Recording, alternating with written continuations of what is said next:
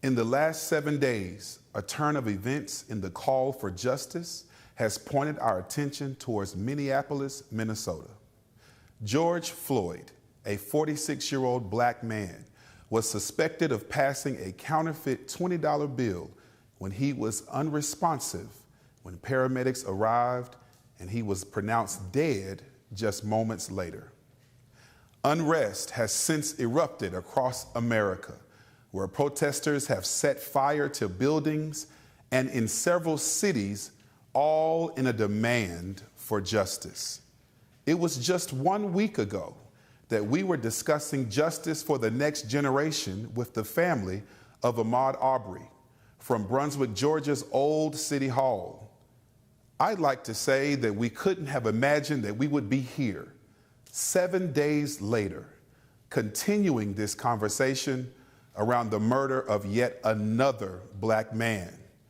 But perhaps we didn't listen to our own prophetic words. I, in particular, was quoted in an interview with an Atlanta-based TV news station saying that what happened in Georgia is happening everywhere. And now here we are. I'd like to welcome you.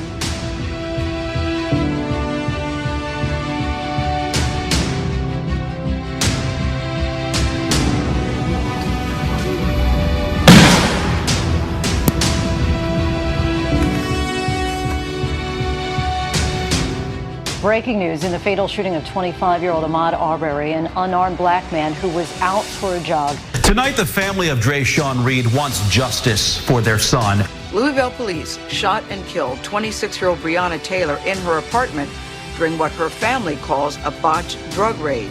The outrage is now pouring into the streets. No justice! No peace! No justice! No peace! They are demanding justice this morning for 25-year-old Ahmaud Arbery. An injustice against one is an injustice against all! Today, I mourn the death of justice. Won't you mourn with me? When the crime happened that day, they chose to believe the killers and didn't do any kind of thorough investigation. I don't think I'll ever be in a mental state where I can actually watch the video. I mean, Ahmaud didn't deserve to go the way that he went. My little brother became a statistic. He wasn't trying to be that. He is a statistic now. This is absolutely wrong, you know, how he died. And, you know, he meant so much to me. Touched so many lives. You know, I run with Ahmaud, you know. The world needs to know who he was. A man of respect, a man of principle.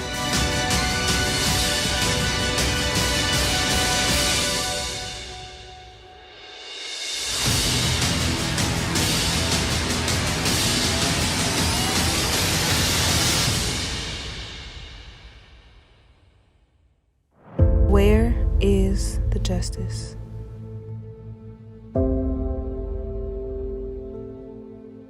Where is the peace?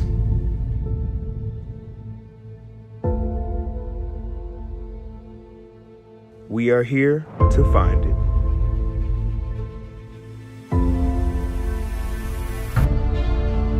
We are here to speak truth to power and to use our voice to bring hope to the community and the next generation. Introducing Reverend Gregory B. Drumwright, one of America's most promising public theologians and social justice organizers of this new decade. He has been a dedicated pastor, instructor, and activist for social change for over 20 years.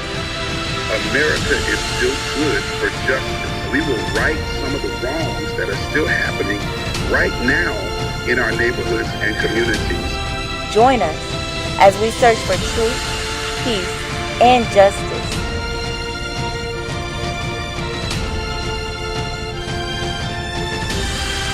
For the next generation.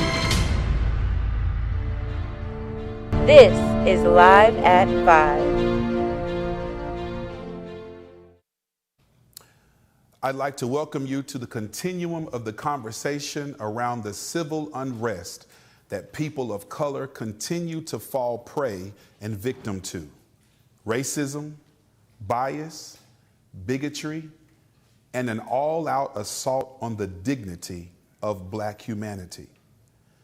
It is with much sadness and angst that I'm greeting you for part 2 of our dialogue, Justice for the Next Generation, No Peace in the Midst of a Pandemic. We are joined today by Sheriff Danny Rogers from Guilford County, North Carolina, an elected leader that is serving all people here in the Piedmont area.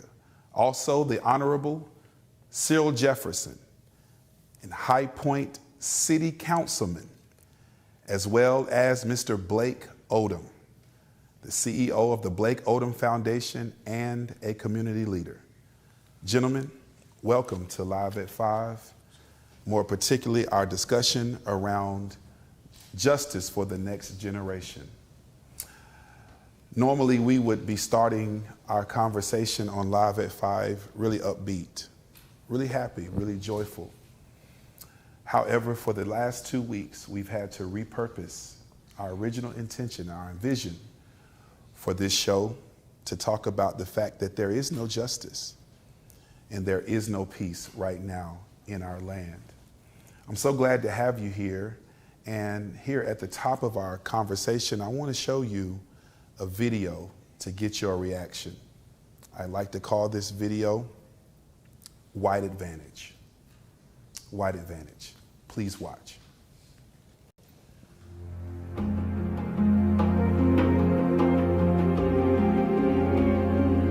To be sitting close to somebody who has zero respect for me, he doesn't believe in equality, he don't believe we should race mix, live in the same neighborhoods. That was very disheartening to me. First of all, let's get one thing straight. Okay. Do you believe in white privilege? Yeah, white privilege is wonderful. I want to expand and deepen white privilege. We are living at a time in which white people are losing social dominance day by day. You're afraid of being marginalized, right? Welcome to what it feels like to be Black. You don't think white folks still dominating the world? We do dominate the world to an extent. Look at the boards of directors of most corporations, tons of white people and Jews. Yes. But every day we hear, oh, isn't this great? There's more diversity in this corporation. Don't we need more people of color in films and movies? Isn't this wonderful? What is the trajectory? Where is the arrow pointing? The arrow is pointing away from white power. In my lifetime, what's going to probably happen is that I am going to become a minority in the United States. But what do I want for my great-grandchildren? I do want them to live in a white society, a European empire. You don't consider yourself a racist. I would never say something like, I don't like Black people. I mean, that's not what I'm about. But you don't want me in your neighborhood. Right. I mean, I think the country is fragmenting because at the end of the day, racial differences cannot fundamentally be breached, ever. What? American Race, sneak peek May 7th after the NBA playoffs, and watch the entire docuseries the next day on the TNT app and on demand. Gentlemen, that's a conversation that, as you can see, Mr. Charles Barkley had with a white supremacist. And that wasn't 5 or 10 years ago. That was just a few short weeks ago. To our councilman and our community leader, I would like to get your reaction on what you heard. It's sad that in 2020, that kind of thinking is still something that exists. And though it's sad, I'm not surprised. I imagine that given our country's history, that kind of thinking is really just a residue and byproduct of hundreds of years of slavery and Jim Crow South and oppression, disenfranchisement, the marginalization of all types of people that culminates in people still having that kind of thinking. And it's sad because that gentleman will miss out on the opportunity to be blessed by what it is to know and truly appreciate people who don't look like him. Blake, Cyril said that it was the residue and remnants of the Jim Crow South. However, what's happening in Minnesota right now is so far above the Mason-Dixon line. What do you think about this mentality that exists and lingers on as it relates to Cyril's comments? Absolutely. What I will say, Malcolm X, he made a quote a while back, and you can go on YouTube and find it, but he said, when I got to Lansing, Michigan, and I'm from Flint, Michigan, he said, when I got to Lansing, Michigan, it was more segregated and it was more racial tension in Lansing than it was when I was in Mississippi. And the fact that we're dealing with this in Minneapolis is not surprising. The fact that Charles Barkley is having these conversations in 2020 is not surprising. What is surprising is many of us and many of our friends, many of our white friends, you know, we continue to operate on a day-to-day basis as if, you know, racism does not exist in 2020. That's the surprising part. Racism, we have not done away with it. What happens is it continues to kind of mutate itself and evolve into a different form. And we're experiencing that. We're just experiencing another form here in 2020. And it's up to us to be the leaders to deal with it. Chef Rogers, I meet people just about every week or so who would say, because you and the likes of Councilman Jefferson and other elected officials have been elected by more than just a black base, that racism doesn't exist anymore. What would you say to that? Well, I would say, you know, racism does exist, regardless of whether they voted for us, they supported us. Racism still exists. The problem that we have is that for many decades and hundreds of years, people have been afraid to talk about it. They've been afraid to actually be transparent about it within the workplace, or at home, within the faith-based organizations. So with me, I got a chance to, I've been blessed to be able to lead an organization that has over 650 people right now. We are, once we to a capacity where we have over 700. And I ran on the fact of bringing a diverse, a positive change to the community. And of course, it's been somewhat challenging at times here and there, but racism exists, and we talk about it within the sheriff's office, but we also make sure that we are respectful to hear and learn why and how people have been taught and educated to be who they are. So it takes people such as your program that you have and the general population and leaders, community leaders, to get out here and to be transparent and actually speak the truth about what's going on and look for solutions. And we know the solutions. The solution is communication. We have to communicate and learn and understand the different of our cultures. And when we don't have that in place, it's going to be a long haul.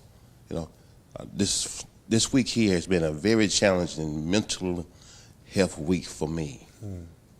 You know, when you sit back and you are the sheriff of 550,000 people plus, and you see across the country how racism is running rapid and how black men are losing their lives because of the hands of those white men that are angry or feel like they are privileged to do what they want to do. And to have an organization, to be the director of an organization that I have, to where I show love to everybody, and to sit there and watch this stuff is very challenging. You know, so it's been a very challenged week. Yeah, likewise. Gentlemen, like what kind of conversations have you all found yourselves entertaining around what has happened in Georgia, in Louisville, Kentucky, as well as in Minnesota? Like, what has this week been like for you all as well? Well, I'll say this. To your point about the importance of realizing that our support isn't just in people who look like us, but it's in our allies from other races, and even those who are white who say, hey, I'm willing to recognize what white privilege is. I'm willing to recognize the impact that this has. I've had conversations with folks who are white who say, Cyril, day to day, I don't see the stuff that happens, but when this kind of stuff blows up, I have to imagine that this isn't something that's just prevalent everywhere. It's not something that can just happen anywhere, is it? And I say to them, we don't think of Minneapolis, Minnesota, of being that kind of place where that can happen until it does happen. And, folks will know that in High Point, we recently announced a new diversity and inclusion initiative that we think is going to be paramount for our city. And just as it was announced, we probably had a few days where it was announced and some people were questioning, is that really necessary? And then this week, wow, the conversation shifted to where people said, I imagine that what you guys fought for to make this initiative happen so that we can avoid being the next whatever hashtag or the next city where you've got riots and looting going on, all as a result of the unjust murder. But why do we need another black lynching, murder,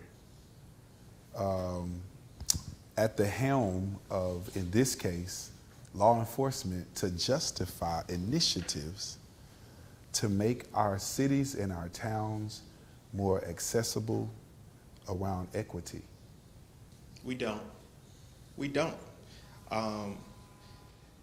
The NAACP launched the campaign based on the quote, "We done dying," and we are.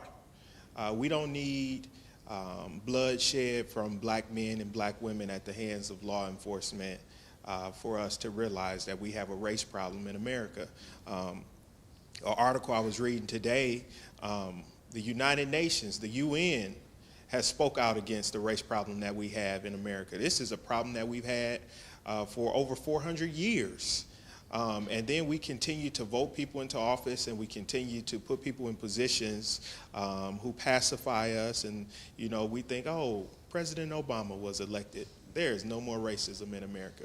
And the sad part about it is Cyril made a comment about we don't think of Minneapolis as a place that this can happen. And that's so true. But the fact of the matter is this can happen wherever black people exist.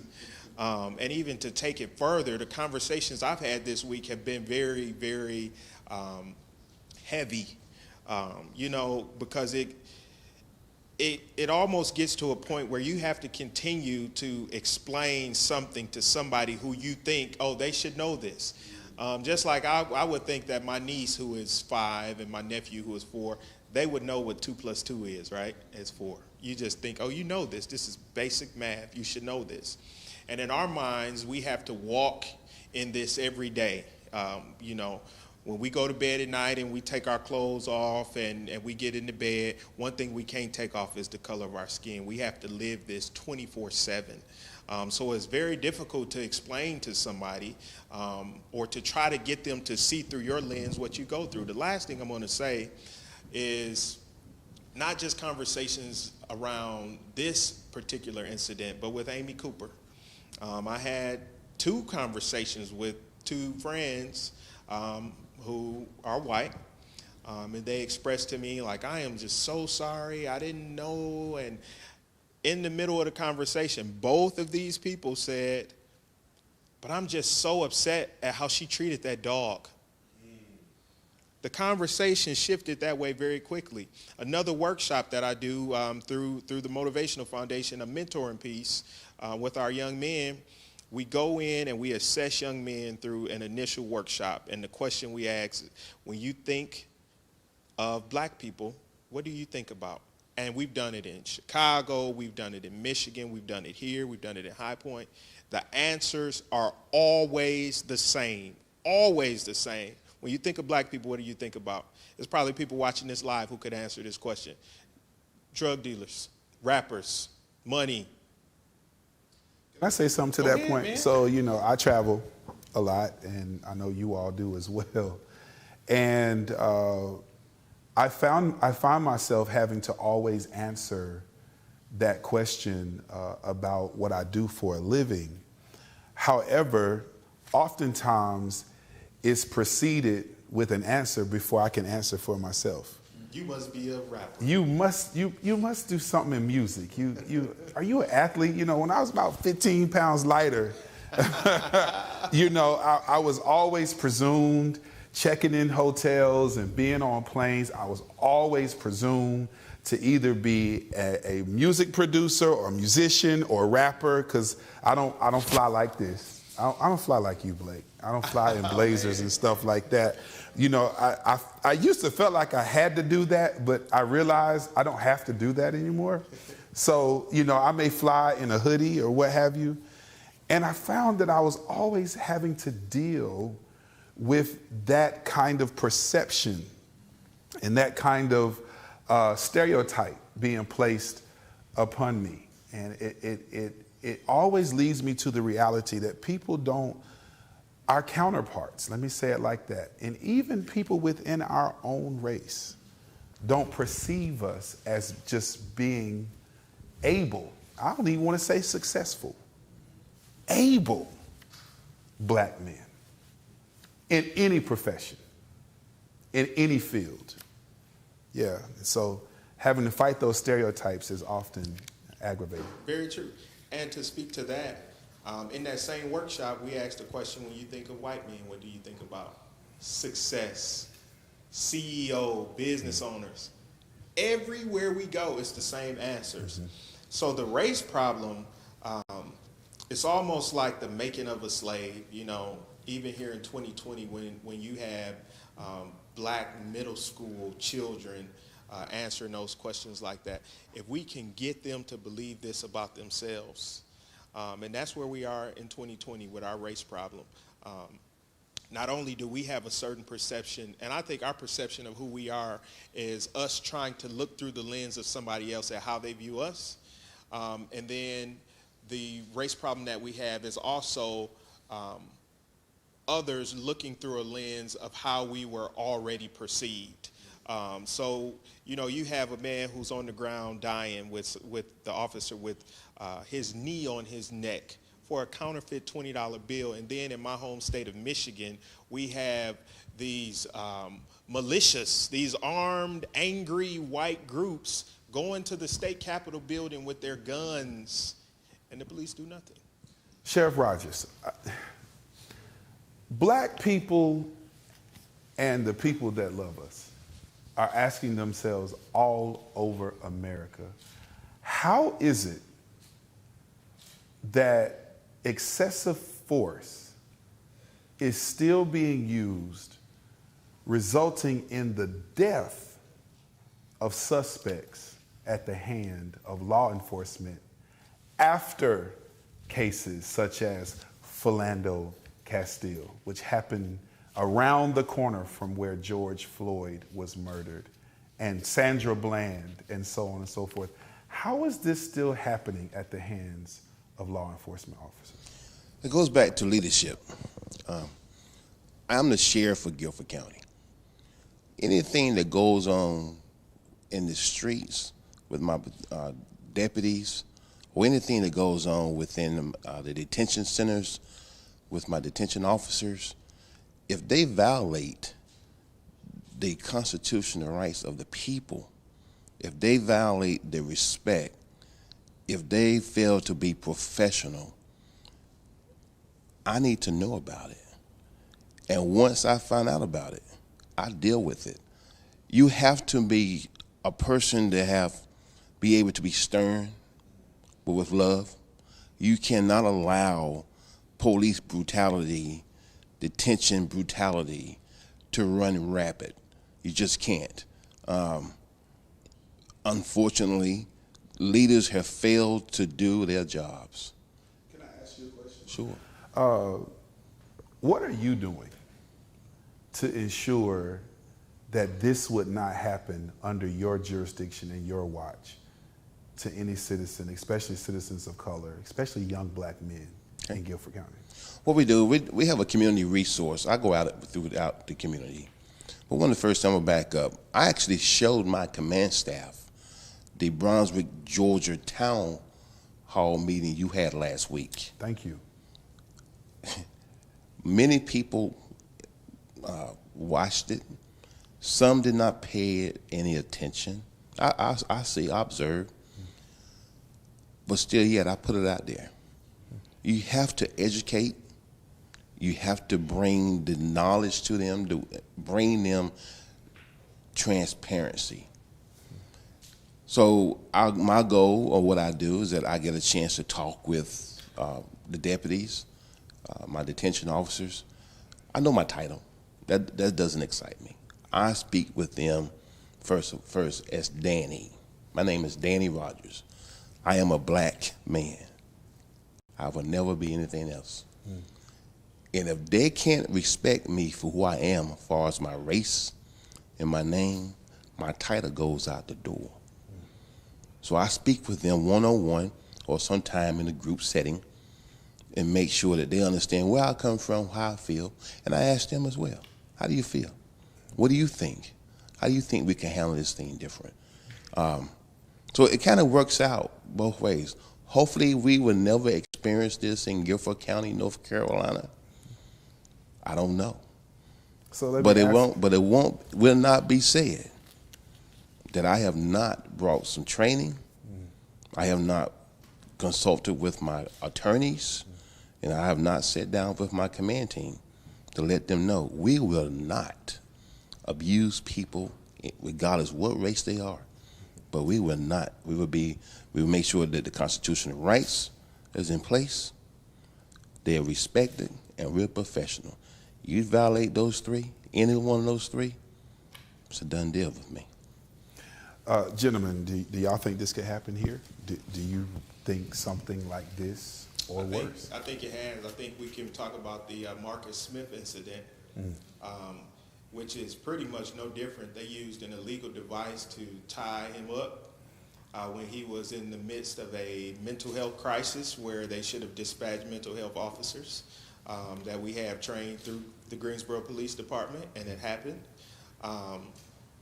The same thing in Minneapolis. They used a restraint force that was not a part of their training, an illegal restraint force.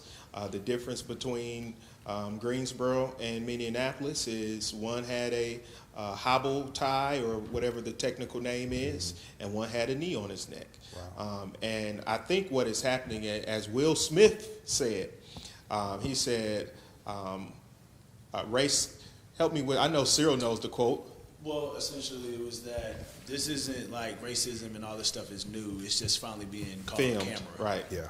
And I put up my phone, and I hope you don't mind. Go ahead. Because I was thinking about some of what we were talking about, and is it possible here, and what is it that kind of leads to some of what happens. And we received an email after we announced our diversity initiative. And I'm not going to cite who it came from. I'm just going to state some of the contents, because I think it is important to allow folks to peek behind the curtain a little bit on what some of the thinking is. I'm a property owner, business owner, and taxpayer in High Point. I'm also a liberal who voted for Obama and Hillary. I object to the taxpayer use being used for diversity, equity, and inclusion. In today's world, we have had a black president. We've had black mayors. We've had women governors, black billionaires, a woman who is Speaker of the House, a gay man to run for president, and we've got plenty of black folks on city council. What stopped any of these minorities from being successful? No one faced more prejudice in the last 2,000 years than the Jews. However, we don't need taxpayer funding to help them be successful. How is this possible? Could it be that maybe they just work harder and do a better job at educating their children? Being a woman did not keep Hillary Clinton from getting 3 million more votes than Donald Trump. And I can't notice that being a black woman has hurt Oprah Winfrey from becoming a billionaire. We've had very successful women mayors in our city. And instead of using taxpayer money to fund a position for diversity, equity, and inclusion, perhaps we need a self-examination specialist to help people understand why they are not successful. What nonsense. I mean, because you have to look at it like this. In 2020, oh my goodness, to imply that we don't need diversity, equity, and inclusion training is asinine, because in 2020, we're still having the first black person to do something. Right. This is 2020. We were having the first back in the 1960s. Right. We're still having the first to do something like that. Is crazy. Out of all American history, I know you want to say something, Sheriff, but out of all of American history, the author of that communication said a woman, a black president, a Oprah Winfrey. Yeah. When we are billions of people into the history of our country. Yeah. But what I like to cite more is that he talks about educating your children and making better decisions, as if that itself is the sole reason why folks don't do well. Negate the fact that there's been 300 plus years of slavery, 100 plus years of Jim Crow South, and all of what happened from 1865 to 1965 or 68, and to even in the past 60 years of what we've still dealt with. There's somehow no way that people can understand that all of that puts a whole race of people at a disadvantage. I like a video that I've watched on Facebook, and we've probably all seen it, but there's this teacher who puts his high school students out on a field, and there's black people, there's white people, there's males and females, and he says, all right, I'm going to say statements, and if the statement applies to you, you take a step forward. And he would say statements like, take a step forward if you grew up in a two-parent household. Take a step forward if your parents were able to pay for you to go to a private school. Take a step forward, and he goes on and on and on with all these things. And finally he says to them, you do realize that everything I just mentioned is nothing that you did yourself. It's all something that just happened to you. Now look at some of your counterparts and how far behind they are. We did this for you to understand, but now imagine now for 300, 400 plus years of folks having advantages and head starts in doing something. And you say to someone, why aren't you keeping up? You must make better decisions. I'm not someone who's foolish enough to not think that decision making doesn't go into a part of a person's life. I realize as a man with a wife and children, every day I have to make the right decisions for me and my family. But I also understand as an elected leader that we have a system that still does not provide ample and equal opportunities for people who look like me. It's just not true. Even though you are an elected official. Even though I am an elected official, I would go as far as saying this. And I don't mind saying it because I've been one of the people who's talked about it even before I was ever elected. We've got 22 directors in the city of High Point. You know how many of them are white men? 18 of them. So when your directors for your departments are doing the hiring, and 9 times out of 10, they're hiring folks who become their friends and people who look like them, what do you think the likelihood is that a black person is going to get hired, or a person from the Latinx community is going to get hired, or an Asian? Like, what do you think the probability is?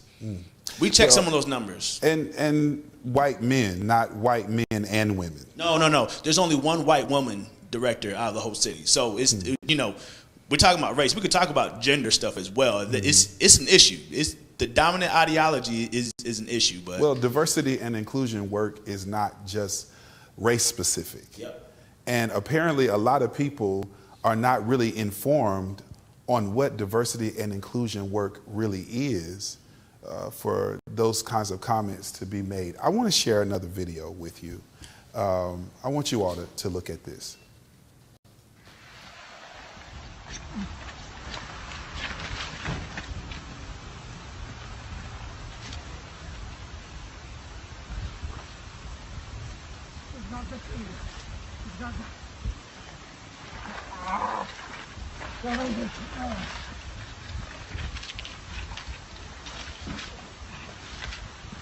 Jerry, you're gonna get in trouble.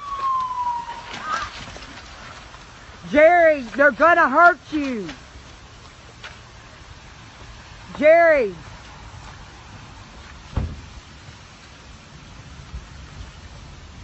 Jerry, don't do it. Jerry, don't do it.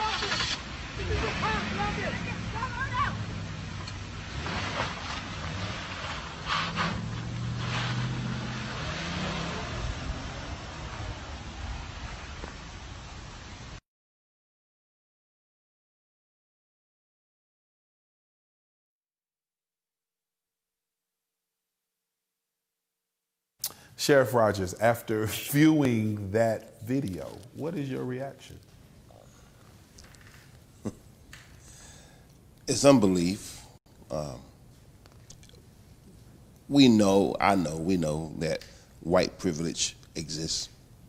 If that would have been a person of black or brown, tan, he would have never gotten a chance to get in the vehicle. You're sure about that? I'm sure about that. What do you think would have happened? They would have shot him. They would have shot him. They would have used deadly force. He used deadly force on them. They took the nightstick, beating them with the nightstick. They would have, if there would have been a black man, they would have shot and killed him. So I have a question. I hear you saying to your local citizenry, I have put measures and trainings, and I continue to convene conversations to keep this from happening here under my watch. But I have a broader question for you that you may or may not feel comfortable answering. You meet with law enforcement officials all over the state of North Carolina and beyond. United States, yes. Are you all talking about de-escalation? Are you all talking about racial bias? I mean, I would love to have the chief of police in Minnesota on to talk to us, but we have you. And I know you can't speak for law enforcement agencies all over the country, but I just want to know, is there a larger conversation going on? There's not a larger conversation going on the way that it should be. There's a conversation going on amongst myself and several other sheriffs and police chiefs that look like me and that are white as well. But for the most part, a large percentage of them are not talking about the real deal or the real issues. If so, then I'm not hearing it. And we just did a video that just went out yesterday, I think it was, where we denounced the behavior of excessive abuse against anyone, so that went out. It's funny, I was one of the first 7 African American black sheriffs elected in the state of North Carolina at one time. And we immediately began to feel that negativeness from other people. And we actually had to stand up within our organization and talk about it and let them know, hey, we too are sheriffs, regardless what race we are. And it has become a little better, but we still have a way to go, because people have lived this Jim Crow, white privilege for years. That's all they know. But they'll look at me and say, well, you're not worth to be the sheriff. Oh, yeah. Oh, yeah. Or they look at my other counterparts and say the same thing about them. But it's coming along. We're working. We have to work it, and it's coming. But we have to continue to educate. Yeah. Leaders must be educated. Just because I sit here with the title of the sheriff of Guilford County, North Carolina, does not mean that I have arrived. Yeah. I have not. I'm still a black man. So, I mean, that makes me want to just kind of throw this out here with having 2 black elected officials. I'd have to think that it has gotten better. But I realize that those are often fighting words when you talk to some people. You say, how dare can you say that? But can I say something? Mm-hmm. We're in the positions that we're in, elected, because we had to work it. People had to learn us, had to hear our hearts, had to know who we are, who we were, or who we are. Meaning people of all race. It would not have ever happened if we just went and sit there and waited on people to come and ask us to run for this or run for that. Would have never happened with the fact of not sharing coming from the mud, coming from the dirt, coming from the hood, just coming from different locations, and having to deal with things in life, and when you was talking about the fact of the scenario that you was given with this teacher having the students out in the yard, I saw myself as he was talking about. Yeah, me too. I saw myself. And as I saw myself stand still and people moving forward, I saw myself as a young black man saying, wait a minute, why not I? Why? Why am I so different? So we focus on the fact, I don't read a fairy tale to my team. I tell them life experience that I've gone through. Blake, has it gotten better? Absolutely not. I'm running for Board of Education District 3, and a part of District 3 is a very lucrative neighborhood, but you would be surprised how many people have told me, with all of the people I know, with all of the important work that I've done in the state of North Carolina since I've been here, I have people tell me all the time, it's going to be difficult for you to win District 3, and I always say, well, why would it be difficult? I'm an education professional. I would be one of the only people on the school board who has worked in education for the last 10 years. Why would it be difficult for me to win a seat on the school board? And you know what they say? Because you're black, and District 3 is a white district. So no, it hasn't really gotten better. That's the undertone. What has happened? But wait. But so that would mean that it's equally as difficult for white candidates to win black populated districts. Not at all, because we just saw Kathy Manning win a predominantly black district in the primaries for the congressional seat. So that isn't necessarily true. And when we talk about, based on the email that Cyril shared with us, which I just want to remind everybody that city council emails are public information. Public record. Right. Yes. So I appreciate him for sharing that. If you are in High Point, North Carolina, you need to request that email and any others for oversight. It's public record. Please continue. And it gives the climate of High Point. And High Point is no different.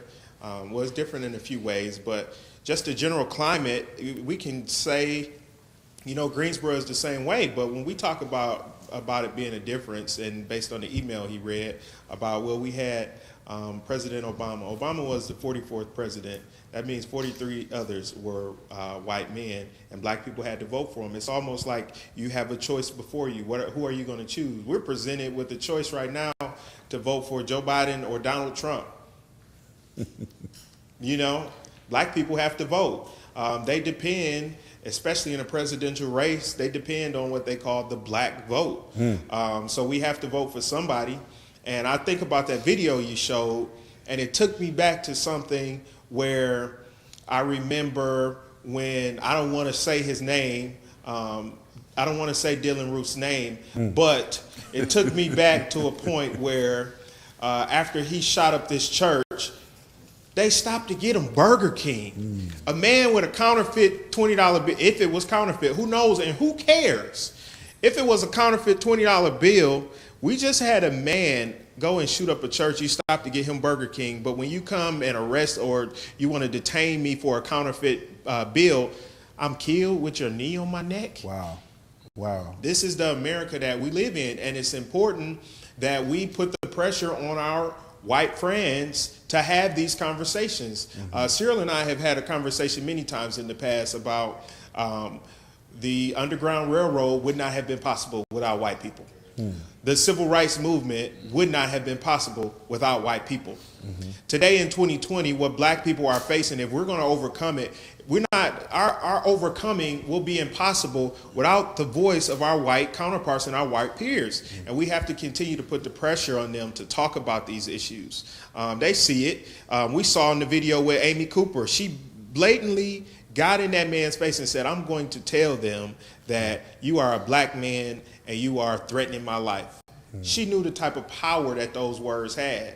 And if she knows, she's not the only white woman in America who knows that if she says something like that, it will incite the police to come out and possibly harm this man. We have to have conversations with Amy Coopers. Before we end this segment, I want to turn our attention to what is actually happening as we sit here, the rioting, the looting, the stealing, the rage, the anger, the angst, the resuscitation of this campaign. Until there is justice, there will be no peace.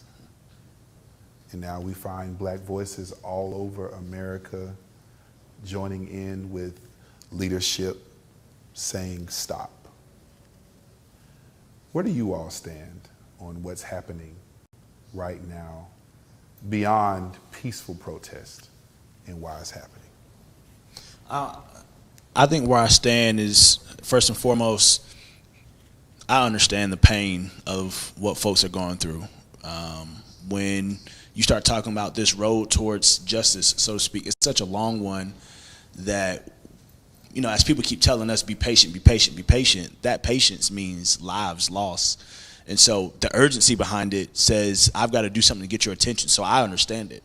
I also empathize with the many business owners and folks who have stakes and interests in what's being lost and what's being burned up. So I totally get that. And if you ask me what's going to be my solution isn't going to be to go set someone's building on fire. But you know what I'm not going to do? I'm not going to get up and judge that young person who, quite frankly, in a world where they feel like they're not being heard, where they feel like their vote does not matter, where they feel like there is no peaceful means to get to this, at a certain point, it's doing what it needs to do to get someone's attention. But it also means that to avoid that happening, we've got to make real, substantial change where it matters. Sheriff. And I echo off of what Cyril was saying. True, I don't want to see fires, buildings destroyed. We have to find a way to better communicate. And not just communicate, but actually put things in place and make them work it out. I can sit back all day long and say, this is what I want to do. But if I never put it in action, it'll just be a statement that I made. And I believe that we are just tired of just hearing statements. We're tired of seeing the black lives lost. We are. We're tired of seeing officers or people that have violated the human race, and they walk free. People are tired. I've looked at the videos. I see a mixed group of people out there.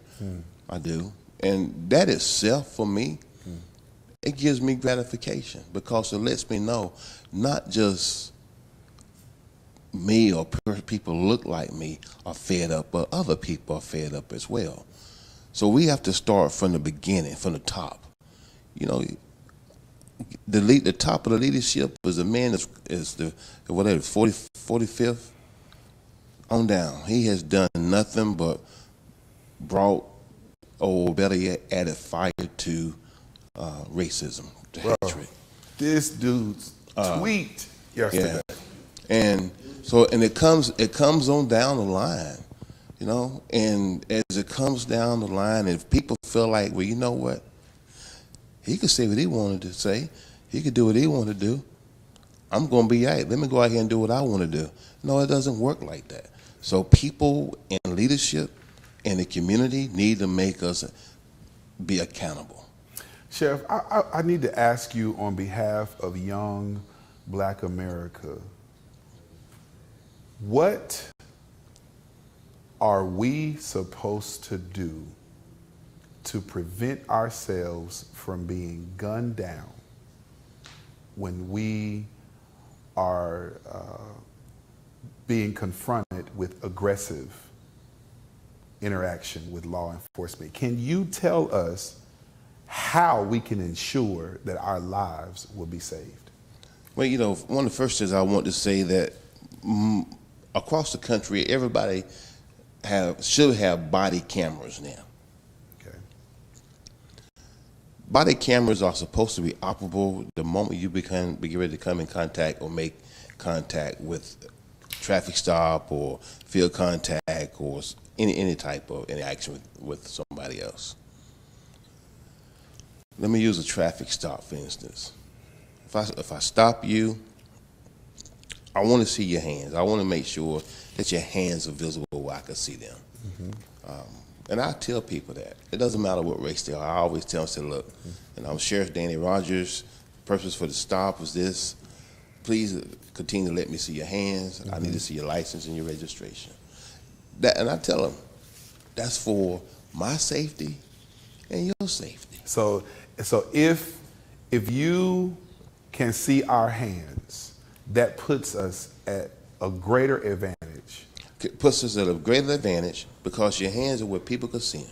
Okay. I tell people, don't do a lot of don't move around. Don't move around. Okay. I'm gonna stop you right there. I want to interrupt you. I know that's not kind for me to do, but I want you to see this video right here. Okay. The organizer of the town hall tells me what happened in Brunswick has happened before and can happen anywhere. Why are we doing?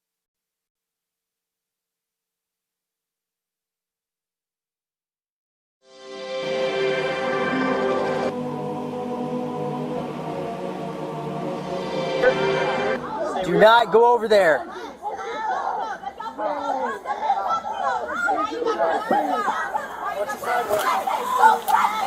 Hey, we just need you to walk over here, dude.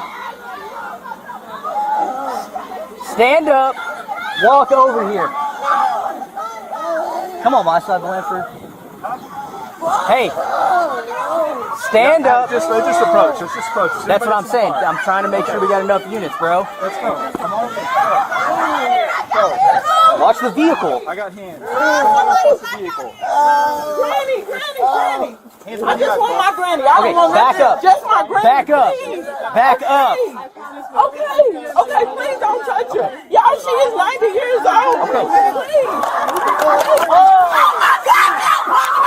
Hey, everyone, back up right now. Back up. We're trying to get him into custody. Back up right now.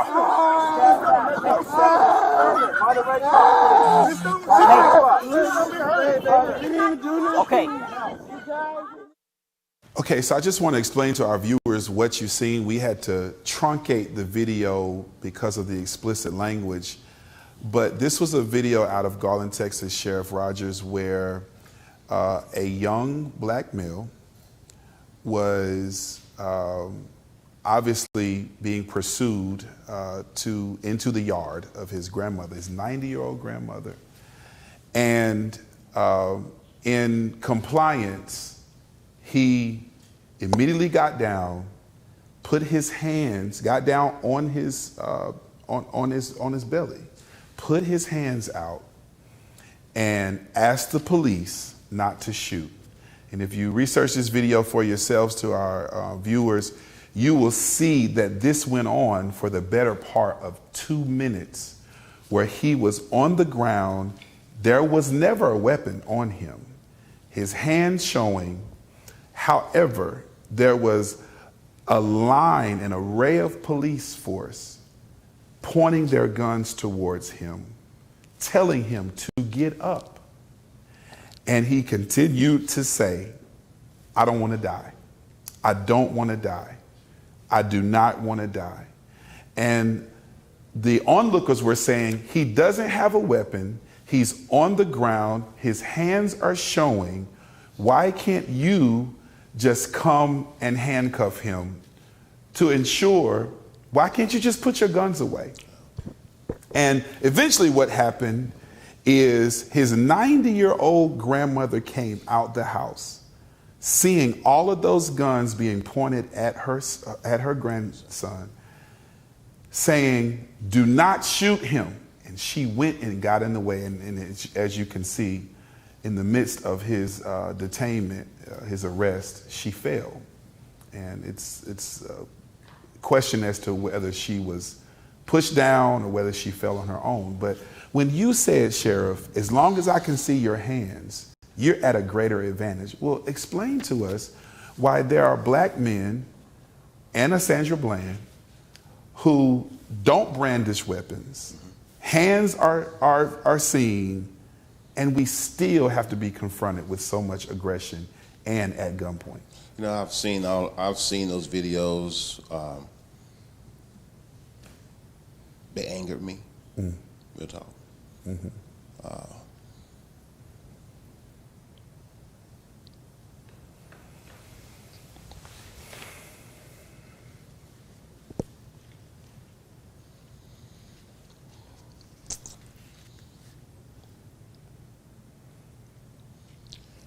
It comes from the fact that people have not charged and made officers that have been renegade officers, officers that wanted to do what they wanted to do, were not held accountable, and it continued to have been a domino effect.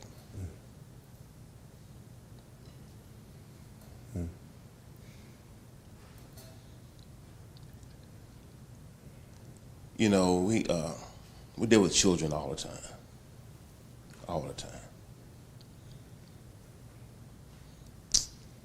And I tell my team, I do, officer safety first. I want them safe. But I want the citizens safe too. I want them treated with the utmost respect. Don't violate nobody. Don't violate nobody. I speak on that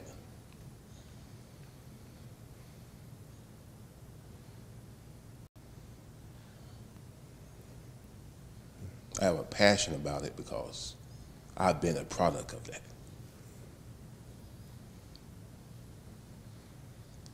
So what do? We continue to teach.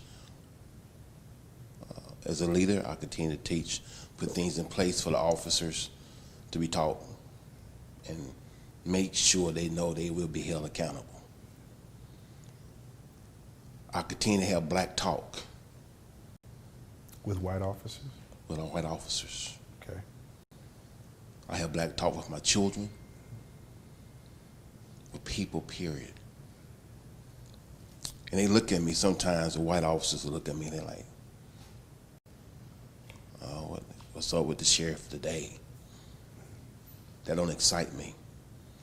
What excites me is that I'm teaching you how to interact with people that look like me. I'm teaching you how to not rush to judgment. I'm teaching you how to be accountable. Yeah. Well, before we end this segment, I know I said that like about 10 minutes ago. I want you to answer this question for me, brothers. What does justice for the next generation look like? I'll answer that, and in answering that, I also like to speak a little bit to a question you asked earlier about has progress been made? Because I think there's a layered interpretation behind it. And I think that in regards to police brutality, what I can hopefully expect is that there's been progress made in regards to trainings and folks understanding how to de-escalate and the understanding education behind implicit bias. However, there has not been any progress made in regards to the accountability that's put in place whenever someone goes off the rails. In regards to the race issue in our country, has progress been made? I have to answer that very confidently and ambitiously, yes. It's a long road to justice, and I think that though we may not get there overnight, we're getting there, and I have to believe that. I have to believe that where we are now is better than 150 years ago in our country. I have to believe it's better than 60 years ago in our country. But is there still a problem? Yeah, and there's still a whole lot more to do. So how do we get justice for the next generation? We have to be intentional about what the problem is. If I were to come into this lovely home of yours, Rev, and say, Rev, you've got a roach problem, and 6 months from now you do something about it, right? And you get a lot of the roaches gone. You say, sir, have we made progress? Yeah. That don't mean you chill, Rev. You need to go buy some more spray. And whatever spray you bought before, you need to get even more spray. As a matter of fact, go get some more help. And this race problem is like that. We've done lots of work over the past 150, 160 years since slavery. But that doesn't mean that the problem's all the way eradicated. There's so much more that still needs to be done. We have to be intentional about how we have our conversations. And our white allies, I cannot say that enough. I think they are paramount to the effort. I think that as black people, we are strong, certainly on our own. But as a human race, what makes us at the top of the food chain, despite lions with big teeth and sharks with gigantic size and snakes with venomous poison, what makes us at the top of the food chain is that we have a greater capacity than any other species to come together. Wow. And I think that when we use that God-given potential to come together towards this problem, we'll overcome it. Yeah. We will. Yeah. You know, to the analogy that you made, I would say that the roaches may be gone as far as we can see and we can know, but until we peel back the layers, it's not uncertain if they still don't exist. Blake Odom, what does justice look like Reverend for the Drumwright? next generation? Absolutely. Just to the viewers, man, I want everybody to know it got heavy in here for real quick. Oh, yeah. Sheriff Rogers, you're right. And he has to be very strategic. This is the God-honest truth. He has to be very strategic about how he addresses certain things because of his capacity as an elected official. But the truth of the matter is we all can look back, all of us, we can look back on a time when you realize, I'm black. Somebody let you know you were black.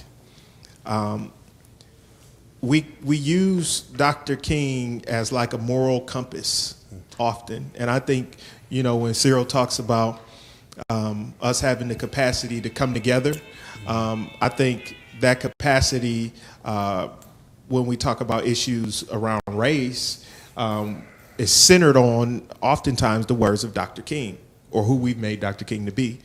But if we want to quote him, what does justice for the next generation look like?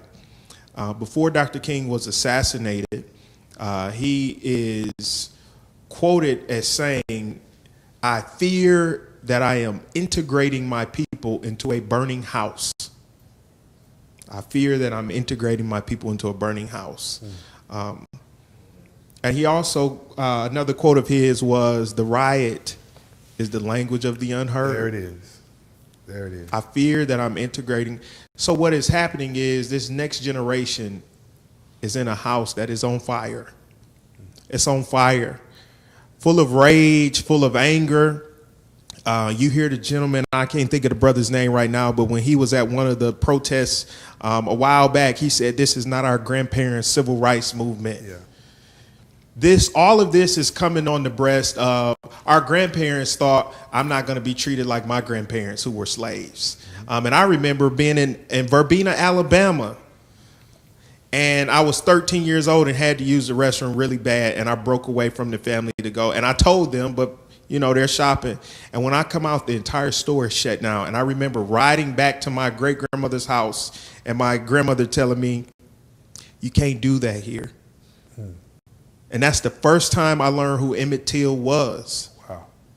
But what is happening is this generation is in a burning house, and we're going to have to equip them to do one of two things. Either let the fire burn or give them the tools to put it out. Wow. And that's it. Wow.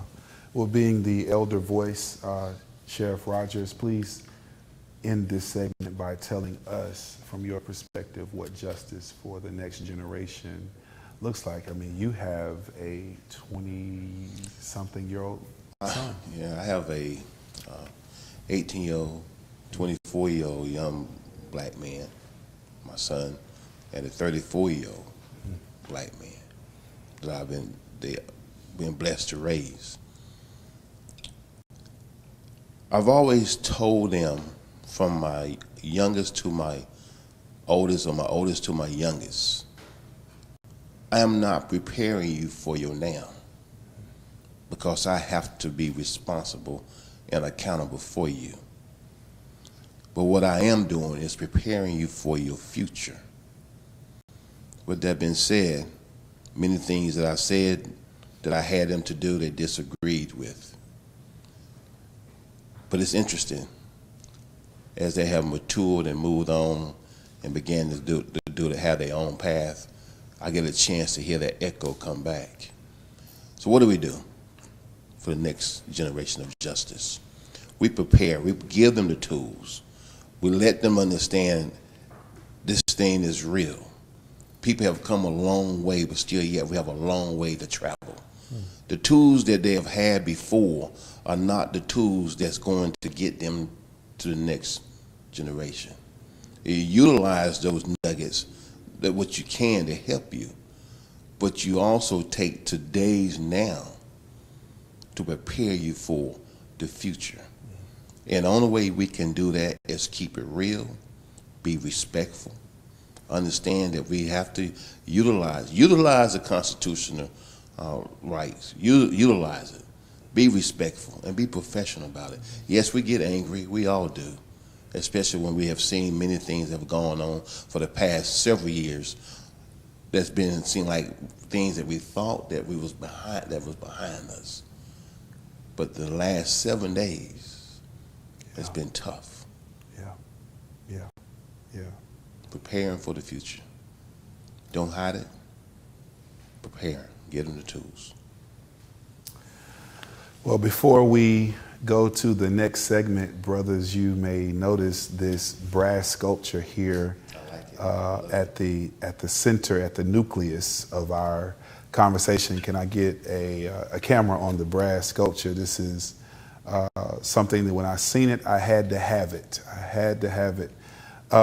This is what I call that dap. That dap, that handshake that you get from another brother that lets you know, that signals that we cool. We're here. We're family. And so, brothers, let me extend to you some dap. Councilman Jefferson. Appreciate you, man. Oh yeah. And to those of you all who are tuned, please stay with us for the next segment of our conversation with more guests as we continue this dialogue on justice for the next generation, no peace in the midst of a pandemic. The organizer of the town hall tells me what happened in Brunswick has happened before and can happen anywhere. Why are we doing this? We are doing this because this keeps happening. I hope that we will send a message to the world that America is still good for justice, that we will right some of the wrongs that are still happening right now in our neighborhoods and communities. And as you know, we've been following this case heavily. For the latest details, you can head over to news4jax.com.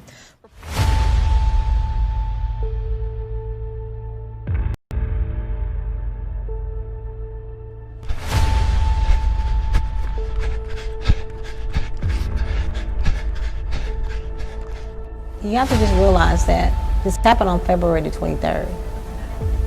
It was 6-7 weeks before we even got any kind of attention.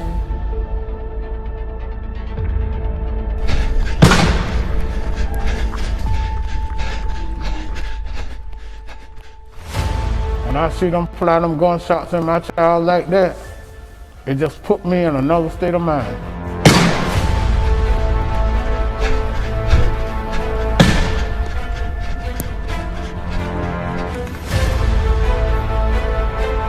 Really make me want to hate.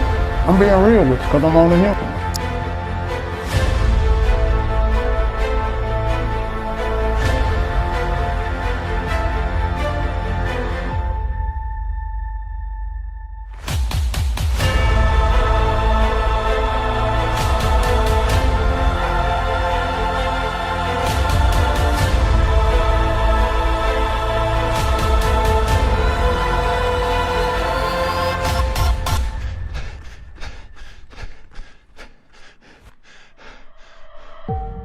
stayed up for hours that night, just crying in the bathroom. I was distraught. I was hurt, heartbroken, and just confused. But his life mattered.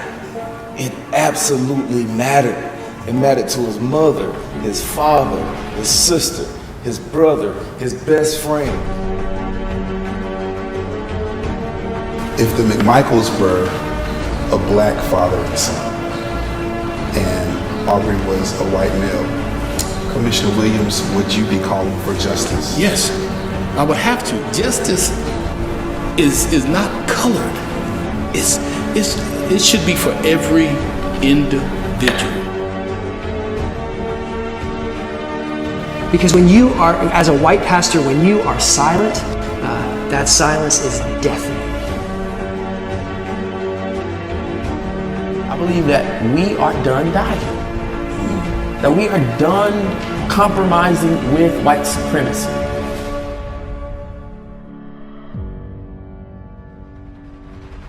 This town hall is being brought to you today by the Citadel Church and Campus Ministries, situated in Greensboro, North Carolina.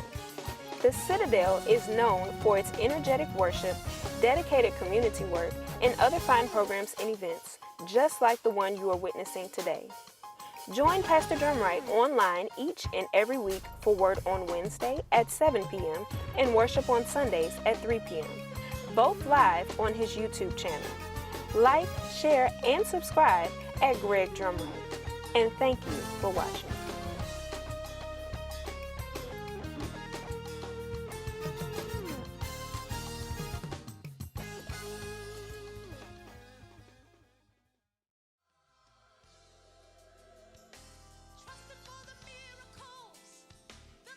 As I left Brunswick, Georgia just a few short days ago, I was filled with the desire to rest. The time my crew and I spent learning of Ahmaud Arbery's plight to further the conversation around what justice would be for his case was nothing more than exhausting. With every person that we encountered, there was this sentiment of sadness to meet around the lynching of a young black male.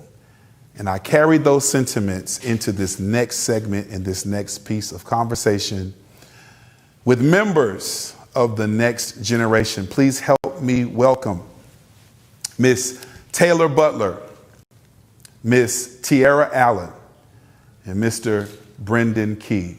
Welcome to this conversation, this dialogue on justice for the next generation. So you all have the daunting task, I don't know if it would even be a privilege, of speaking for the perspectives, the emotions, the laments, the anger that's going on right now amongst members of the black race who are your peers. Can you just tell me, we're off script here, this is something that we need to hear in its most authentic form. Can you tell me what's going on right now in you with what you've seen and what you've learned around justice? Well, I mean, if I can speak for myself personally, it's I'm very frustrated. I'm very eternally frustrated. You know, I went to work today, and I work in an area where I have to be around predominantly white people. I mean, just keeping it real. And, you know, today I actually had a fear that all these people may have watched the news and felt like they were scared of me. What if they judge me today? What if, you know, when I asked them for help or if they need anything, what if they looked at me like I don't want anything to do with you because of what's happening in the nation? I'm frustrated on that point, and then I'm frustrated for my people because we're just still being judged. I feel like you can't win or lose in this. You're either fighting for it or you're fighting against it, but I feel like there's not a lot of empathy for the situation, so I'm just frustrated. I would say it's very disheartening, and it's not surprising because then you look back at history and how this nation was built, how the land was acquired, how it was maintained. And it's like, you think about that, and it's like how I feel is complex, because I share those same sentiments to Taylor. Like, I was doing laundry today, and I live in a neighborhood that's very diverse, and so it's comfortable. But there was like a nice Asian guy walking in. I don't know if he was really nice, but I mean, like, I looked at him, he looked away quickly. I don't think nothing of it, but in my mind, I was like, okay, who has a smile first now? Are they scared to smile at us now? Are they scared to, have conversation? How do I go about that? Like, am I a target now? Like, am I being stereotyped? But all along, I feel like I was always being stereotyped anyway. So it's like she said, it's like you can't win or lose. It doesn't matter what title you have. It doesn't matter the education. It doesn't matter what you're doing in the community, it seemed like. It seemed like we all are basically in the same pot. That's what it seems like to me. I'm frustrated because I'm torn between peace and protests, and protests going into rioting. Like, I'm frustrated because not knowing that there is a difference, but not wanting there to be a difference between protesting and then going in. I'm also frustrated because my mom called me yesterday, and she was worried. And I don't like the fact that my mom was worried about me being a black male in America. And it's always been there, we've always had these conversations. But she called me, and she was like, you have to protect yourself. So, I'm feeling it. I'm feeling it. So there's a video that I want you all to watch, and I want to get your reaction on it.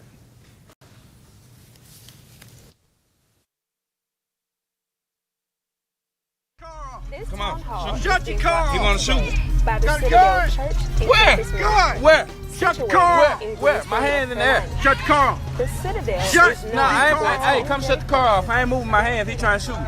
My hands in the air. Need units at Midland Heights. My hands in the air. You come put it in the park. You put it in the park. Step out the What car. you pushing my hand for? Step out the car. What you pushing my hands for? Hey. What you pushing my hands for? We're going to air it out there. What you pushing my Step hands out the for? car. How can I step out the car? What you pushing my hands for? Come on now. We're going to get out Come the on car now. one way or the other. Hey, you gonna put it in park? I'm not, cause you trying to shoot me, bro. Step out the Come on. car. Put it in park for me. Yes, sir. Come on. Put Come it on. in park for you. How am I going to put it in park? I'm telling him to put it in park. I'm not talking to you. You trying to shoot? What you pushing my arms back for? What you pushing my arms back for? Come on. Come on. Come on. Hey, put it in park for me. Get out. Get out the car.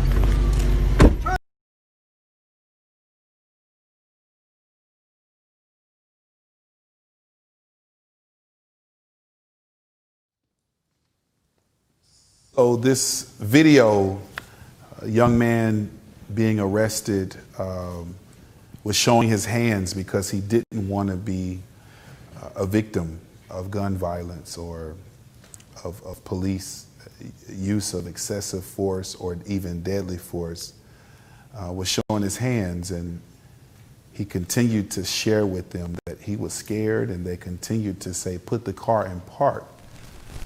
But he refused to move his hands because they had accused him of having a gun that he didn't have. I don't think we had the long edit of it. So to everyone who was watching, this young man was said to have had a gun, and he was saying, I don't have a gun, but I'm not going to remove my hands for you to feel threatened enough to shoot me. And the video ended with him being yanked out of the car, even though his hands were in plain sight. What's your reaction to what you've seen and heard? That was my first time seeing that video, and it kind of makes me shake a little bit more because it just adds to the anger. It's so frustrating because it's like, if I get stopped by a police officer now, the first thing I do is put my hands on the wheel, you know, and convince myself to calm down so I don't scare him, and look in my rearview mirror to see if I can see what kind of demeanor does he have on him. Is he putting his hand on his gun before he even approaches me? And I'm a black woman, so when it comes to a black male, like, they already, it's like, you're dangerous, and they're gonna say he's resisting arrest. And had something else happened, they would have said he resisted arrest, when he was just trying to resist another opportunity of death for his life, for a black man's life. And it's, I don't know, it's just. Yeah. I asked, like, how am I supposed to feel? Am I supposed to feel angry? Am I supposed to feel helpless? And knowing that this still happened to him in the midst of all of this going on, it's kind of like, I feel like he was in the right, but he was also, okay, so he was in the right. I can't say that he was in the wrong, but he was moving safe. That's how I feel. He was moving safe. And I felt like him being drugged out of the car was unnecessary, but the police allowed themselves, their emotions, to get in the way of their business. I feel like that's what happens. You know, your emotions rise, and then you start going with what you know. Mm-hmm. And we're seeing what these police officers know. And it's killing us. So there's another video out of La Mesa, Florida, I believe it is, that it speaks to what you were just saying, Brendan, about how black men are emotional, probably scatterbrained when they're dealing with interactions with police, that I want our viewers to see, as well as you all. Can you all watch this video? Hey, bro. Hey, what'd I tell you? I told you I was waiting for somebody to come here. They right here, bro. Hey, bro, you can't do that. You tough as fuck, huh? Hey, you tough as fuck, huh? Bro. Hey, we don't care about this. Bro. Bro, you goofy as hell, bro. Hey, Mr. Dodges, you making a big ass deal out of nothing, Brody. You're the one that making a big ass deal out of nothing, Brody. You making a big ass deal out of nothing. You real big though, huh? Hey, you real big. Hey, you real big. Bro, we live here. Dude, just leave him alone, bro. He just came over. Hey, where was I at? Where was I at? Right there. I told you, bro, the ride that came, bro. The people came. I'm finna dip. Okay. I have no reason to be detained by you, bro. Sit down. Hey, bro, you see your bro. What am I doing? Y'all are funny as hell, bro. Niggas is funny as hell, bro. Bro. Hey. Bro. Hey, Lem30. Hey, at Lem30 on Twitter, nigga. At Lem30 on Instagram. Bro, I didn't put nothing on you, bro. It's on camera, so you can check it. It's all good. Hey, what we doing? What we doing? What we doing? Hey, look at my name. What we doing? What we doing? I'm waiting for somebody to come. I'm waiting for somebody to come. All right, bro. Tell him stop touching me, bro. First of all, stop touching me, bro. Nah, back up out of here, bro. Listen to me. Bro, y'all hella goofy, bro. I'm talking to you, and you smacked me. Bro, nobody smacked you, bro. Where I smacked you? You didn't? Where I smacked you? You didn't? Where I smacked you? You didn't hit Where I my smacked arm? you?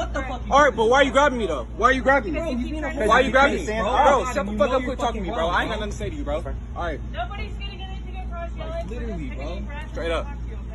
Goofy as hell, bro. Hey, no, chill out. You good, I'm good, bro. I already know I'm good. Hey, if niggas want to shoot me and do some weird shit out here right now, bro, you feel me? Shit finna be straight. Nah, pick it, bro. You good, bro. Who's a dumbass, bro? Bro, dumb as fuck. Bro, you see what's going on, though, right? Hey. You just came over to hang out. Bro, like, for real. why are you guys harassing I'm him? for my friends. I told you that. Hey, did you look my name up already, bro? Did you look? Hey, what 24 stand for, too? Hey, what that stand for? Is that a gang? Is that a gang thing? Hey, you got 24 on your shit, too? We're gonna talk to you. All right, talk to me then. Get me out these fucking cuffs. I'm talking about I'm detained. Bro, ain't no deep breath. Ain't no calming down, bro. Y'all got 6 cops for no reason over here, bro. Y'all goofy as hell. Bro, over here talking about, hey, are you smoking weed and shit, bro? Suck my dick, nigga. Suck my fucking dick, nigga. You bitch ass boy. You a hoe, nigga. I'm an attorney. Bro, fuck him, bro. Yeah, walk away, pussy. Hey, if you wasn't with no gun, all these niggas, I'll beat your ass. Literally say that, okay? Bro. You're gonna get in trouble. Just be quiet. Yeah, do not threaten him in any way. Like I said, I'm an attorney. Don't say he. I don't represent you. I'm straight now. I'm good, bro. Okay. I'm good. I'm just happy y'all got a show, you know what I'm saying? It's real nice. You're on film right Hey, this is great. Don't worry, we got everything Bro, you straight, literally, bro. I know I'm straight. I ain't do shit but stand right there. He goofy as hell. I can see it in his eyes when I pulled up, bro. I know, bro. Looking dumb as fuck. Like, oh shit. Bro, exactly. You think you hella hard though, huh? You think you hella hard, bro. Quit being a fucking dumbass. Bro, you hella dumb, bro.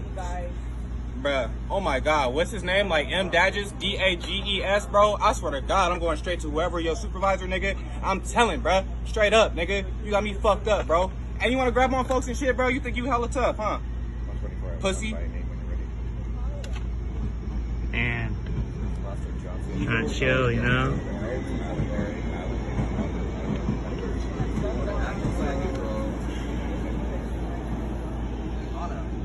Hey, good looks for the camera. Yeah, brother. Appreciate it.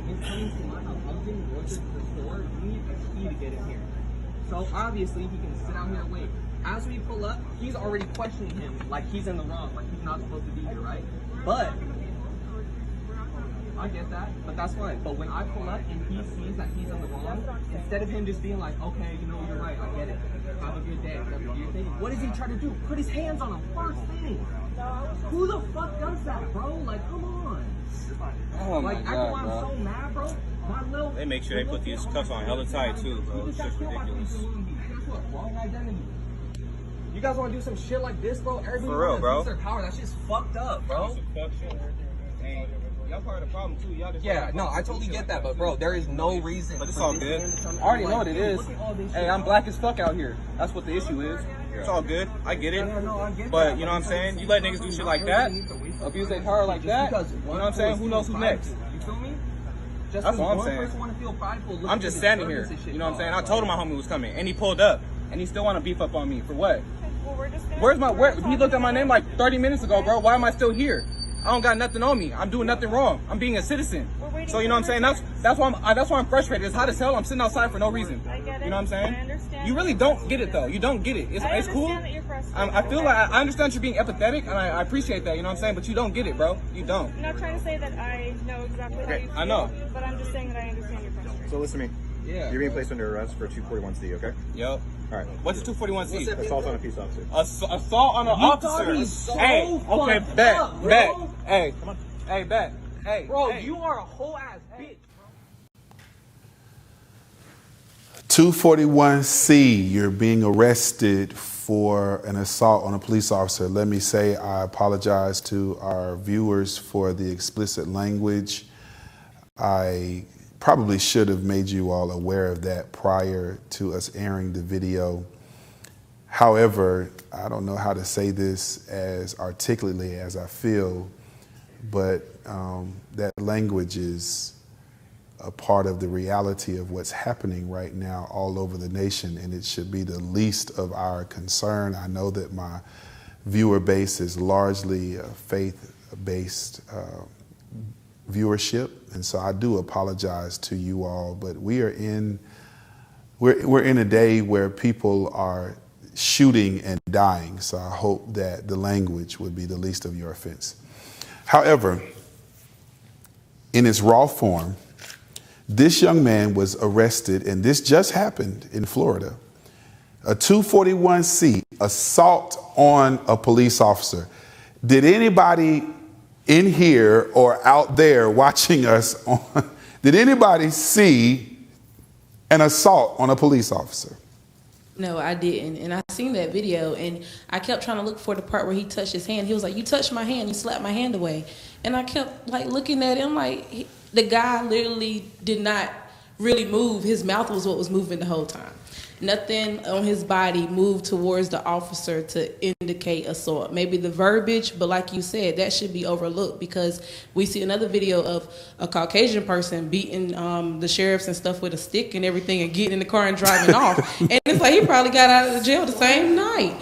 But he about to be in jail for about a week or so. They really gonna look for something on him. So you know, I'm laughing not because it's funny, but I'm sick of being sad. Right. So I just, you know, I have to reason with my own anger and just laugh at what you're saying. Because, you know, earlier in this broadcast, we literally seen an assailant,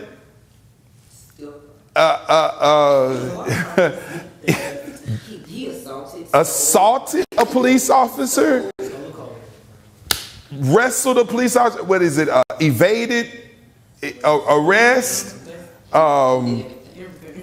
being disobedient, non-compliant, wrestling an officer of the law to the ground, while another officer was watching this and eventually get in the cop's car and drive away. And it was still just a few cop cars in that scene. It was plenty more in this one. However, in this video, this young man who has not posited any resistance other than his verbals has been arrested and charged with an assault on a police officer. How does that make you all feel? I recognize a commonality in many of these videos, and it's humorous and angry at the same time. These police know how to watch. They know how to sit there and watch. I haven't seen any officers say, you know what, you're doing this person wrong, or get off of him, or he's dying, or fall back. They just watch. And it really makes me question the ethics of our law enforcement. Of course. Because if anybody is resisting arrest, you know, it's one thing to be detained, and I don't know if they're supposed to just let one officer detain one officer, but we've seen plenty of cases where there's more than one officer detaining this person, right? But when it starts getting overboard, it's like something stops them from actually being just. Something stops them from actually, you know what, protecting and serving. Even criminals need protecting, you know what I mean? So it's just, yeah. There are elders in our generation that would say he should have just been quiet. Mm-hmm. There are elders in elders beyond our generation, ahead of our generation, not within, that would actually say, well, he brought it upon himself because he was using profanity and he didn't just be quiet. He didn't just shut up. He didn't just sit down. Does that make you angry when you hear those kinds of perspectives? I'm trying to find a way to put it so it's not so provocative, but when I hear that, and this could be taken so many different ways, but it's just kind of how I feel right now. It's kind of like when you find out that there's a victim of abuse in a household, and you tell them, you know, you shouldn't have provoked him. You shouldn't have said anything wrong. You shouldn't have yelled. You should have just sat there. You should have been a good wife or a good husband, because some men get abused too, or whatever. You know, I have a real problem with that statement, because there are some people who did just sit there or put their hands out on the wheel and ask, hey, can I get what you asked me to do? Be out of fear. And that reach over was used as some kind of, oh my God, you're reaching for something. Now I can charge you with this. Or you slapped me on the wrist, but there was no slap. But now you've assaulted a police officer. Wow. So I definitely have a huge problem with that, because if that was the case, the lives that have been taken that were literally doing nothing would not have been taken. I can see that if each and every time a life was taken out of just violence. But that's not the case. So you can't make that judgment or that accusation. Yes, it is upsetting, because it's like the issue is what he's responding to. It's not what he's saying. It's what he's responding to. That's the issue. That's what needs to be fixed. He's basically responding to feeling like he's being inconvenienced. He's been taken advantage of, trying to basically take away his rights as a human being. Like he said, I'm just sitting here minding my business. I was just chilling, and here y'all go. That's simply all he was really saying, but of course with a lot of other explicitives. So the issue is really what he was responding to, not how he was responding. Yes, we know we can communicate better and express ourselves better, but you really can't tell somebody how to respond when the shoe isn't on your foot, when you don't feel interrogated. If you're not being interrogated, how can you tell someone who is being interrogated when they're innocent how to respond? So I feel like the elders in respect to them, but also it's like, well, what are the elders doing to help us to see how we should respond? But why is it that we have to respond? Why can't the issue just be fixed, which is racism, prejudice, bias, stereotypes? So, like, why is it that we're not prepared for these moments? I mean, why couldn't that young man just keep his mouth shut?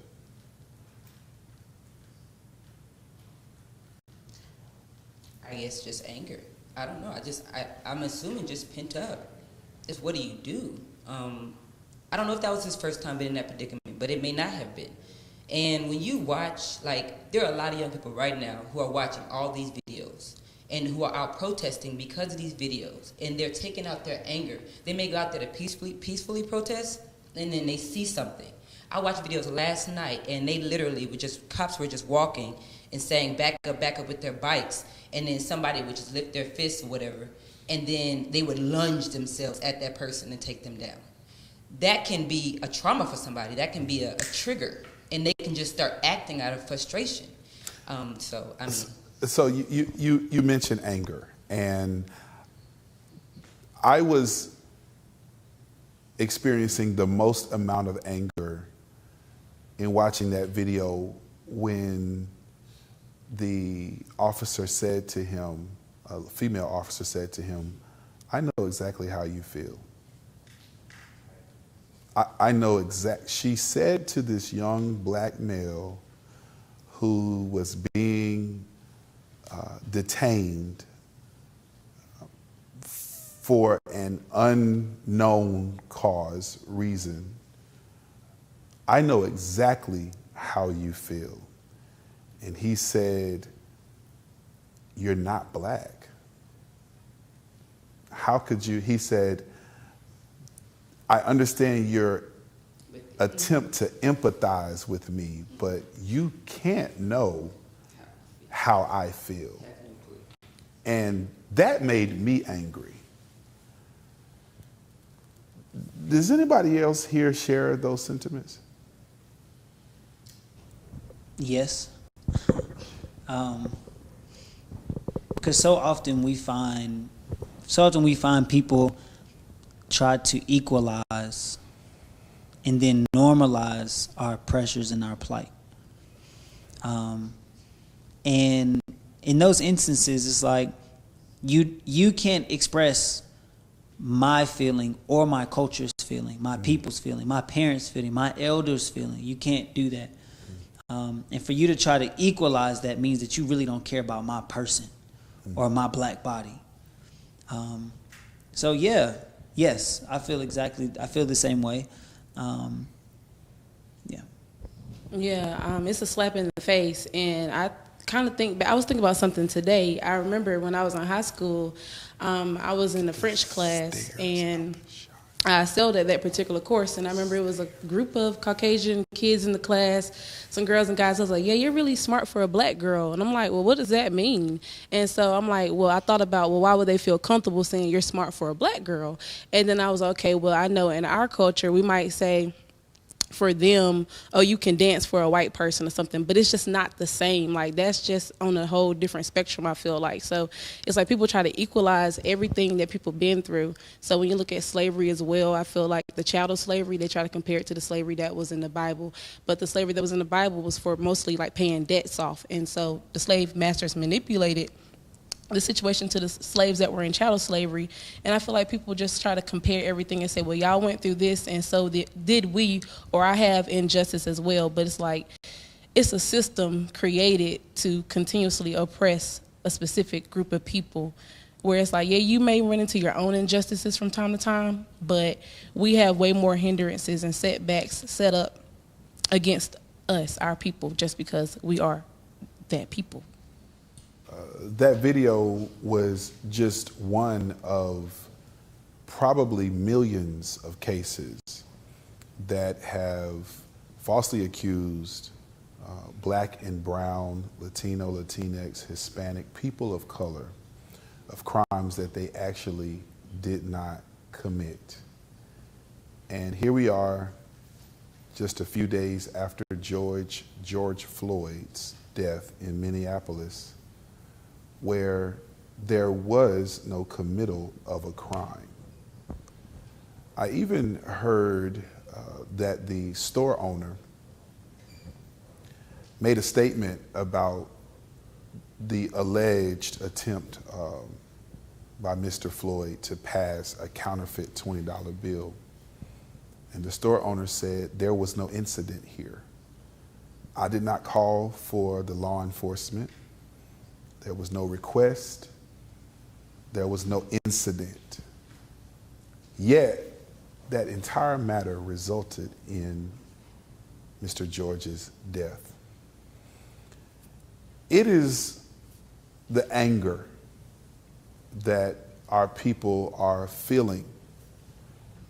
Black anger, black angst, black anxiety that is fueling the protest all over America right now. Here in Greensboro, North Carolina, protests have begun, and I received many communications from other parts of the country where folks are joining in their cities, local demonstrations taking place, all with not just George Floyd's incident in mind, but with Ahmaud Arbery's incident in mind, with Breonna Taylor's incident in mind. And as the intro to our show revealed, many names and cases of injustice in mind. What do you say to your own generation as it relates to what you've seen in the last 24 to 48 hours, the response and the riots and the violence and the notion to go beyond peaceful protest in a demand for justice? Do you imagine yourselves being a part of anything like that? So I know the protests were going down today, and I did think about like taking some milk and water out there, but I was like, nah, I don't think they'll get violent, but then you just don't know. But so I have considered, because I haven't been before, I do want to go to a protest. I want it to be a peaceful one. For people watching, can you explain, they may not understand why milk. Okay. So can you explain why people are taking milk to the sideline? So milk helps with the tear gassing. So water isn't really like a common factor that helps with that, but milk really helps to soothe the skin. It has the nutrients in it to basically hydrate and replenish and clear that tear gas out of your system. So that's why milk is being used. Yeah. So please continue your comments. So yes, I am interested because I studied criminal justice when I went to A&T, and I still haven't done anything with my major. So much has came up, and it's like I do want to join the organization though. So I would encourage our generation to join organizations, learn more knowledge, research, find resources before you go out and really start protesting. Like you can still go out and protest, but do some research first as well. Like have some knowledge. Don't just go out and base it off of what you see on social media, because you may respond out of anger, respond out of the wrong mindset, because what we are seeing is very traumatizing. Like every other day we are seeing a black person dying on camera, and it's like we can't just keep watching that. That's going to do something to our mental health. So we have to cover our mind as well, I feel like, but also organize.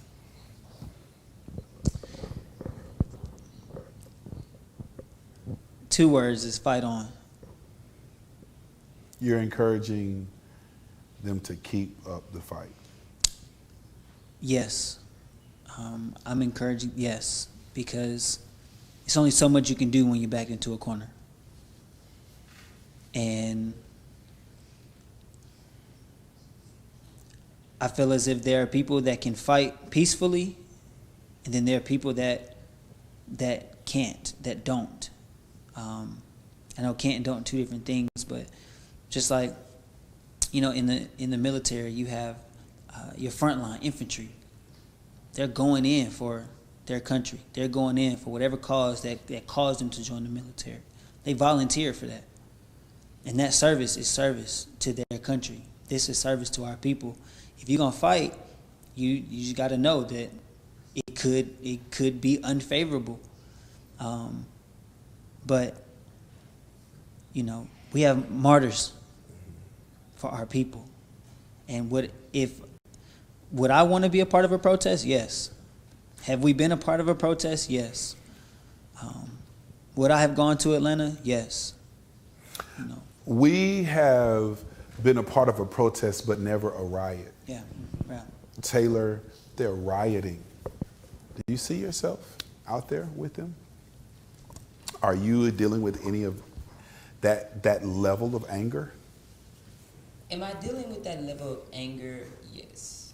I don't see how you really can't in a lot of different ways. But, I found myself the last few nights thinking back to Malcolm X versus Martin Luther King and these things. This is not the first time in our history where we've had to decide how do we make a change? Do we do it violently or do we do it peacefully? And it's always been a battle back and forth.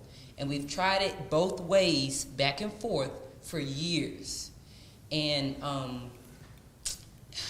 it's like, I don't want to agree with the violence, but, it's kind of gotten some things to move quicker. And that also is kind of playing into my mind, kind of pushing me towards, I don't want to condone violence, but it's happening and it's working. I'm just trying to speak from a real point that some people might be thinking. What do I do? Do I go to a protest? Do I be violent? What happens if the president is now talking about using ominous weapons? And that was his latest, communication efforts was ominous weapons and vicious dogs. Okay, there's a difference between using, dogs and everything in the area with National Guard and everything. There's a difference between the military and the president and everything going to this different level. I'm fearful of what will become now, of what will happen next if it gets too violent. It will really be an all-out civil war. And there was a quote saying that he was talking about a MAGA party, at the White House. And it's like, if we keep going this route, can we ever turn back? Will it become something we cannot turn off? And so that's my fear of the violence, but I have that level of anger. Well, Taylor, Tiara, and Brendan, thank you so much for joining our conversation. I have one final question for you. What does justice look like for your generation?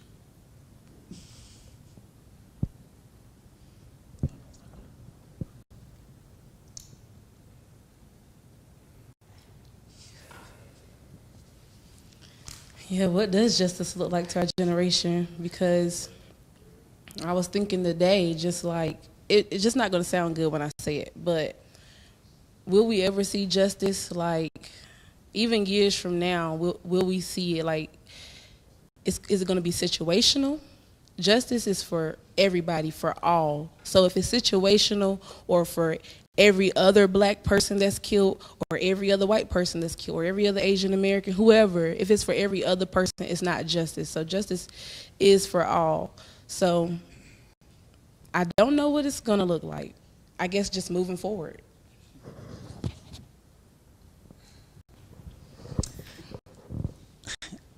I feel like this is what justice looks like for the next generation. This is what our kids are seeing.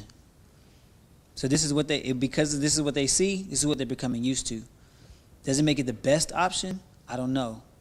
But I honestly believe that this and the education of our children is what justice looks like.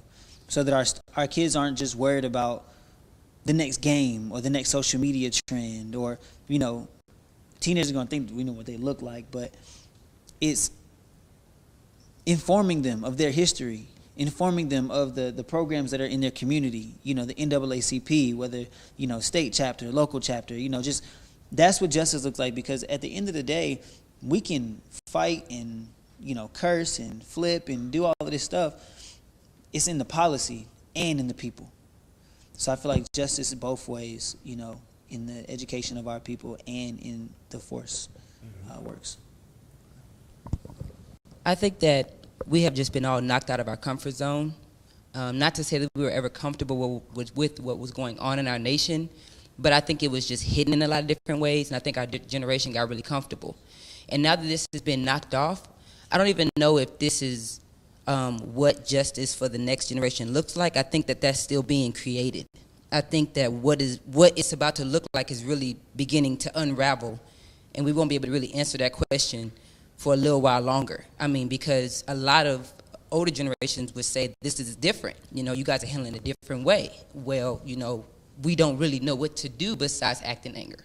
So I think that it's still being revolutionized what justice will look like for the next generation.